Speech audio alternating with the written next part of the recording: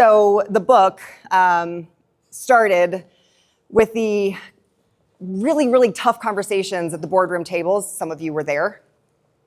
Yes, I know who you are, and I see you sort of smirking. About where are the people in the conversations when it is about getting a business bought or invested in. And so many times the leadership was lost, misguided. There were so many fights, or there's so many times there was information we had that wasn't asked about or shared, or there was sometimes so much value that the investors never really thought about.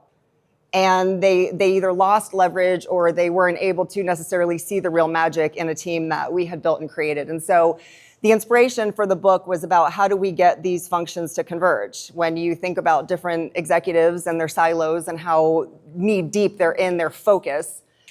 I did a 7-decade research project on talent, tech, and finance to figure out what happened every single decade. You think about the Depression all the way through COVID. Every decade, there has been a significant impact event of magnitude that shifted the global economy. The trails of gender in each vertical, when you see the trails of generational impact of ages, we're now in a workforce where there's 5 different generations in one, and you see how that's evolved over the last 70 years, it's pretty powerful. It really tells the story of how these 3 verticals have not necessarily come together yet. The call to action is for people to really think about what we're doing for the future.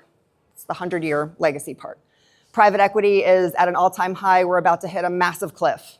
There is a lot of money in the trillions going into businesses being acquired or invested in. And if these 3 verticals don't converge now, then we will lose an opportunity. If we can change that and turn that into half of the failures, imagine those businesses and the success that they will have, but imagine then what that means for the employees that work there, the leadership teams that are working for those missions, and then imagine what that means for our global economy. It starts with one team, it starts with one company, it starts with this tipping point, and it starts with all of us in here, right? Because we've lived it, we've done it, we've experienced it.